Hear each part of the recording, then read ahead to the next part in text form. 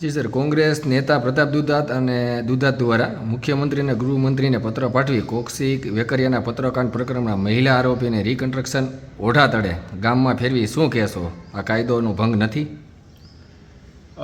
અમરેલી જિલ્લામાં એક જે કેસ ગયા અઠવાડિયામાં બન્યો હતો, એ કેસ એમાં જે અહીંયાના આપણા વિધાનસભાના નાયબ દંડકશ્રી છે એમના વિરુદ્ધમાં એની બદનક્ષીણ કરવાના હેતુથી અહીંયાના તાલુકા પંચાયતના જે પ્રમુખશ્રી છે એમના લેટર હેડનું ગેરઉપયોગ કરીને અમે જે હાલ આરોપી પકડાયેલ છે એ આરોપીએ અમુક જગ્યાએ માહિતી પત્ર ખોટું લખીને મોકલેલ હતી. તે બાબતે અમારી એજન્સી તરફથી જે તપાસ કરવામાં આવેલ છે એ તપાસમાં જે આરોપીની ધરપકડ થયેલ છે એ આરોપી ગુનાહિત કાવતરું રચીને આ ગુનો આચરેલ હતો. આના ભાગરૂપે આ લોકોએ જે અમે તપાસમાં માહિતી સામે આવેલ છે તે માહિતી મુજબ એકબીજાના સતત સંપર્કમાં હતા. બંનેના જે વોટ્સઅપ ચાટ છે એ વોટ્સઅપ ચાટ એ લોકોએ કમ્પ્લીટ ડિલીટ કરેલું હતું, જેથી એક એ પુરાવા નાશનું ભાગ બને છે. અને કાયદાના અમારા તપાસના પ્રક્રિયામાં જે ગુના આચરેલ છે એના જે પુરાવા છે એ પુરાવા સચોટ અને તાત્કાલિક અસરથી કબજામાં લેવું બહુ જ અગત્યનું હોય છે. અને તે હેતુથી જે જગ્યાએ બનાવ બનેલ હતો તે જગ્યા અમુક જગ્યા જે આનાથી સાયન્ટિફિક પુરાવા હતા એ પુરાવા ભેગા કરવા હેતુથી, કેમ કે આ કેસના આરોપીએ જે છે અમુક પુરાવાના નાશ પણ કરેલા છે, જે તપાસ દરમિયાન બાબત ઉજાગર થયેલ છે. અને બાકી જે અગત્યના પુરાવા છે એ લેવાપાત્ર હોવાના કારણે અને કોર્ટે જે રિમાન્ડ આપેલ હતું તે દરમિયાન એ પુરાવા ભેગા કરવા માટે આરોપીની હાજરીની જરૂરત હોય છે અને એ બાબતે પોલીસે કાર્યવાહી કરેલ છે.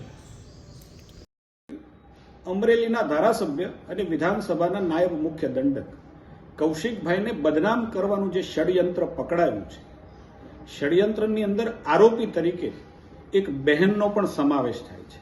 બહેન પાટીદાર સમાજની દીકરી છે. ભારતીય જનતા પાર્ટી તરીકે અમે દીકરીની મર્યાદાને સંપૂર્ણપણે જવાબદારીપૂર્વક સમજીએ છીએ. જે પ્રકારની ગેરમાન્યતાઓ, ગેરસમજ ફેલાવવામાં આવી છે, દીકરીનું જે પ્રકારે સરઘસ કાઢવામાં આવ્યું છે, હું એમ માનું છું કે જિલ્લાના પોલીસ વડાએ એની સ્પષ્ટતા પણ કરી છે. સમાજના આગેવાનો અને ભારતીય જનતા પાર્ટીના આગેવાનો પણ દીકરીના પરિવારની સાથે સતત સંપર્કમાં છે.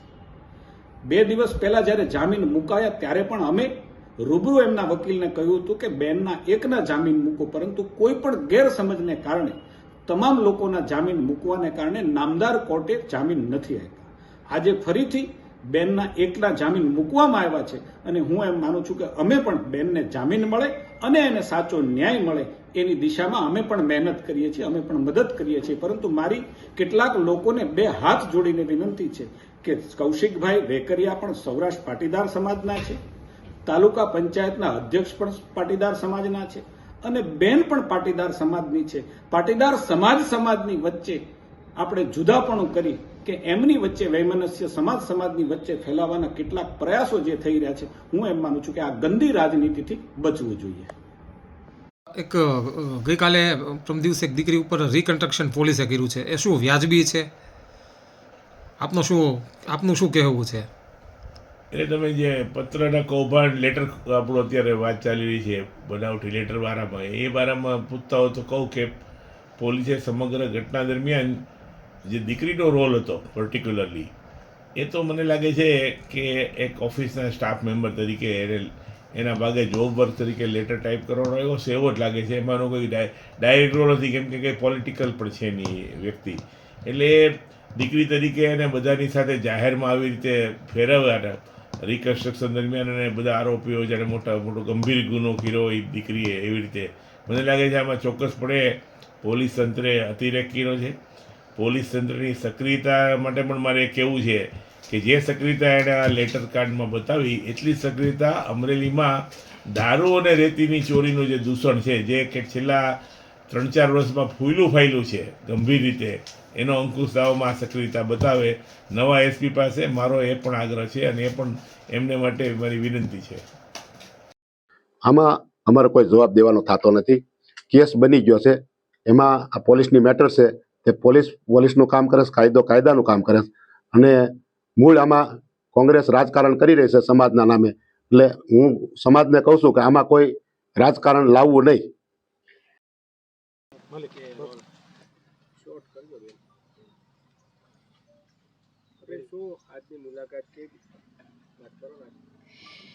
જે પ્રમાણે અમરેલીનું પ્રકરણ અત્યારે આખાએ ગુજરાતમાં ટોક ઓફ ટાઉન બનેલું છે, જે પ્રમાણે દીકરીનું રિકન્સ્ટ્રક્શન હવે પાછું નવું નામ લાવ્યા છે.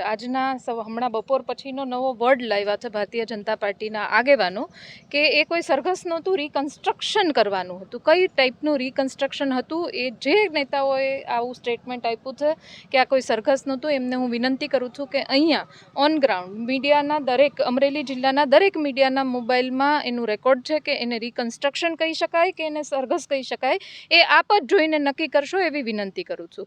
બીજું, કોંગ્રેસ પક્ષને ભાંડવાનું તમે બંધ કરો. જે પ્રમાણે ભારતીય જનતા પાર્ટીની સરકારમાં કથની અને કરનીમાં ફરક આવે છે, જે પ્રમાણે તમારું વલણ છે, સામાન્ય પ્રજા પરેશાન થતી હોય તો થાય, સામાન્ય પ્રજાને કોઈ પણ પ્રકારે મુશ્કેલી જ્યારે પડે અને ત્યારે ભારતીય જનતા પાર્ટીના આગેવાન કે પ્રજામાંથી એકની પસંદગી કરવાની આવે ત્યારે હંમેશા ભારતીય જનતા પાર્ટીની સાથે જોડાયેલા આગેવાન કે કાર્યકર્તાઓ કે એને કોઈ મદદરૂપ થતાનો પક્ષ લેવામાં આવે છે, ચાહે પક્ષ ગલત રીતના ખોટી રીતના લેવામાં આવતો હોય છતાં પણ. અત્યારે હું દીકરીને પોતે એની સાથે અંદર મળીને વાત કરીને નીકળી છું. એની સાથે સંપૂર્ણપણે એને જે રાત્રે 12 વાગે ઘરેથી ઉઠાવવામાં આવી ત્યારથી લઈને એને જે રિમાન્ડ ન માંગી હોત તો પણ ચાલત. જો માનવતા મરી ન પરવારી હોત તો રિમાન્ડ માંગવાની જરૂર નહોતી. પણ ખેર, તમને એવું હશે કે અમારે ક્યાંક થોડું જોર જબરદસ્તી કરીને એક છાપ બેસાડવી હતી તો રિમાન્ડ માંગી. હજી પણ દીકરી અંદર છે. અમારા બંને વકીલોની ટીમ અહીંયા એમની સાથે જ દીકરીને મળવા ગઈ હતી, લીગલ પ્રોસેસ કરી રહ્યા છે. જોવાની વાત તો એ છે કે ભારતીય જનતા પાર્ટીના 3 કાર્યકરો કે જેણે પત્ર લખ્યો છે, કોઈની હત્યા નથી કરી, કોઈનું બળાત્કાર કરીને કોઈની સાથે ઉપકૃત્ય નથી કર્યું. તમારી એટલી બધી જો કાયદો ને વ્યવસ્થા જાળવવાની વાત હતી તો તમારે હત્યારાઓ પકડવાની જરૂર હતી. ડ્રગ્સના જે પેલા હતા, ડ્રગ્સ જે વેચે છે એને પકડવાની જરૂર હતી, રેતીના માફિયાઓને પકડવાની જરૂર હતી. પત્ર લખ્યો ને તમે પકડીને તમે એવી છાપ છોડવા માંગો છો કે અમે બહુ મોટું કામ કર્યું છે. તમે વિચાર કરો એમના પક્ષના. હું તો કોંગ્રેસ પક્ષની આગેવાન ચૂંટણી પણ લડી છું, છતાં પણ હું કહું છું કે પક્ષથી પરે રહીને પ્રજાના પ્રશ્નોનો અવાજ આપવો જોઈએ. મહિલાની જ્યારે વાત આવે, ખૂબ સંવેદનશીલ આ મુદ્દો કહેવાય, જ્યારે મહિલાને બાળકની વાત આવતી હોય ત્યારે કોઈ પક્ષ મૂકીને જેનાથી પણ અવાજ ઉઠે એને અવાજ ઉઠાવવો જોઈએ. એટલે મારી ફરજ સમજીને મહિલા તરીકે આ દીકરીનો અવાજ બનવા માટે આવી. એના પરિવાર સાથે તમારા માધ્યમથી ગુજરાતની જનતાને ને તમને પણ કહેવા માગું છું કે આજથી લઈને જ્યાં સુધી આ દીકરીને એના ઘરે નહીં પહોંચાડું ત્યાં સુધીના પરિવાર સાથે હું રહેવાની છું. કારણ કે આ પક્ષમાં ભારતીય જનતા પાર્ટીની સરકારમાં ભારતીય જનતા પાર્ટીના જે અંદર 3 એમના જ કાર્યકરો કે જેમણે સિંચન કરવામાં, પક્ષનું સિંચન કરવામાં કાંઈ બાકી નથી રાખ્યું, એમને પણ વકીલો ન મળતા હોય તો આપના માધ્યમથી ગુજરાતની પ્રજાને જણાવવા માંગુ છું કે તમારા સુરક્ષાની જવાબદારી તમારી પોતાની છે. સરકાર પર અપેક્ષા રાખવી પોકળ છે ને જ્યારે કોઈ આ વાત કે મુદ્દો ચગશે તો આ તો રિકન્સ્ટ્રક્શન હતું ને આ તો કોઈ સરઘસ નહોતું ને આ તો લીગલ ખાલી પ્રોસિજર હતી. લીગલ પ્રોસિજરમાં રાત્રે 12 વાગે દીકરીને પકડી ન શકાય. દીકરીને પ્રેસ કોન્ફરન્સ જ્યારે પોલીસ કરતી હોય ત્યારે પાછળ ઊભી ન રાખી શકાય, એની આઈડેન્ટિટી છતી ન કરી શકાય. સરઘસમાં એને ખુલ્લા મોઢે ન કાઢી હોત તો એ તમારું એવડો મોટો કોઈ મુદ્દો નહોતો, ફેરવી ન શકાય. પણ આ દીકરી એક વખત બહાર આવે પછીના મુદ્દાઓ છે. ત્યાં સુધી જે લીગલ પ્રોસિજર ચાલે છે એમાં વકીલ સાહેબ જે એમનો કેસ લડી રહ્યા છે એ તમને વધારે વાત કરશે. એટલે સંદીપભાઈ અમારા પંડ્યા આ કેસ દીકરીનો લડી રહ્યા છે અને સતત અમે સંપર્કમાં રહીને આપના માધ્યમથી, કારણ કે આ ગુજરાતમાં અત્યારે ચર્ચાનો વિષય બન્યો છે એટલે સંપૂર્ણ માહિતી આપને પહોંચાડતા રહીશું. સંદીપભાઈને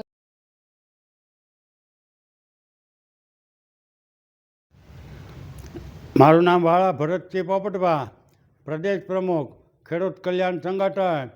અત્યારે 4-5 દિવસ પહેલાં જે અમરેલીમાં લેટર પેડનો જે બનાવ બન્યો એમાં એક નિર્દોષ દીકરીને, એ પાટીદાર સમાજના હોય કે કોઈ પણ સમાજના હોય એ બહુ મહત્ત્વનું નથી, પણ નિર્દોષ દીકરી ઉપર જે ખોટી કલમો લગાડી અને એને ધરપકડ કરી અને રાતના જે 12 વાગે એની ધરપકડ કરી એ પોલીસે કરી, પણ ભાજપના ઈશારે કરેલી છે, ભાજપના કહેવાથી કરેલી છે. એટલે અને અમે એને સખત શબ્દોમાં વખોડી કાઢીએ છીએ અને આવનારા દિવસોમાં જે કંઈ કરવું પડે, આ કોઈ સમાજની દીકરીનો પ્રશ્ન નથી, આ સમગ્ર ગુજરાત અને ભારતની બેન દીકરીનો પ્રશ્ન ઉપસ્થિત થયો એવો પ્રશ્ન.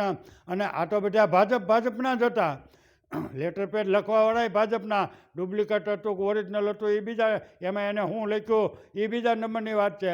કૌશિકભાઈ વેકરિયા છે તો એ ભાજપના હતા, અને આખું જે અત્યારે વિરોધ કરે છે, તરફેણ કરે છે, અને ઋષિકેશભાઈ જુદા જુદા નિવેદનો આપે છે, પણ એ બધા ભાજપવાળાના વાહિયાત નિવેદનો છે.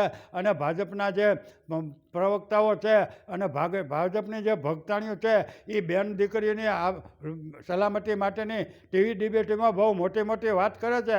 પણ આ જે બેન છે એ પણ એક ભાજપના કાર્યાલય આગેવાનના ઓલામાં જ નોકરી, સામાન્ય દરજ્જાની બિચારી દીકરી હતી, તો એ ભાજપના ઓલામાં જ નોકરી કરતી હતી, છતાં એની ઉપર આવો જુલમ ગુજાર્યો. એટલે આ ભાજપની એક આખી રમત છે. કૌશિકભાઈ વેકરિયા છે એ પાછા કાંઈ બહુ દૂધે ધોયેલા છે એવી તો વાત જ નથી. મહેશભાઈ કસવાલા છે, સાવરકુંડલાના ધારાસભ્ય, બહુ મોટી મોટી વાત કરે છે, પણ એ મોટા ડાન્સરની જેમ વાતો કરવામાં જ માહિર છે. બાકી મહેશભાઈ કસવાલા ભાજપની વાહવાહી કરવાવાળા છે. એટલે આવનારા દિવસોની અંદર જો આમાં યોગ્ય નિર્ણય નહીં આવે અને જવાબદાર જે કોઈ અધિકારી હોય એને જો કાયમી ધોરણે હટાવી દેવામાં નહીં આવે, અને રાજકારણીઓ જે કાંઈ ભાજપના છે એ એની મિલીભગત, તમારે ભાઈ સરઘસ આ દીકરીનું શા માટે કાઢ્યું? તમારે સરઘસ કાઢવું હોય તો ભૂપેન્દ્રસિંહ ઝાલાનું કાઢો ને. ઓલા ખ્યાતિવાળા ભાગી ગયા છે એને રાતમાં પકડી આવો ને. ભૂપેન્દ્રભાઈ હર્ષભાઈ સંઘવી ગૃહમંત્રી રોજ વાતો કરે, પોપટને ઘોડે એક બોલતા શીખી ગયા કે સમરબંધીને છોડશો નહીં, સમરબંધીને છોડશો નહીં. તો આ અમરેલીની દીકરી છે લેટર પેડમાં એને તો લખી દીધું ખાલી, એને શું ગુનો કર્યો હતો? એ સમરબંધી છે કે ઓલો ભૂપેન્દ્રસિંહ ઝાલા સમરબંધી હતો? કે આ કૌશિકભાઈ વેકરિયા એને કાંઈક ગોરખ ધંધા કર્યા હોય તો જ એને બધાએ લખ્યું હોય. હું લખ્યું હોય એ તો ભગવાન જાણે, પણ કાંઈક બનાવ બન્યો હોય તો જ લખ્યું હોય ને. એટલે આ બધા મહા કારીગરના દીકરા છે. એટલે ભાજપવાળા જો આમાં કાંઈ નહીં કરે તો આવનારા દિવસોમાં જોઈએ જ. અત્યારે આ હું તો પાટીદાર સમાજને, આખા સમાજને વિનંતી કરું કે આમાં ઉલ્લીન ઠોકાઈ દેવું જોઈએ ભાજપ માટે. અત્યારે ભાજપ પાટીદાર સમાજમાં બે જ વ્યક્તિ એવા છે કે લાલજીભાઈ સરદાર પટેલના સંગઠનવાળા અને દિનેશભાઈ બાંભણિયા, બે કંઈક બોલે છે, બાકી તો બધા ભાજપની કોંગ્રેસની ઈલી પીલી કરે છે. એટલે આવનારા દિવસોમાં જો 2 દિવસમાં આનો કોઈ યોગ્ય નિરાકરણ નહીં આવે તો બધા જોયા જ એકા પ્રોગ્રામો ગુજરાતમાં થતા જરાય અચકાશું નહીં.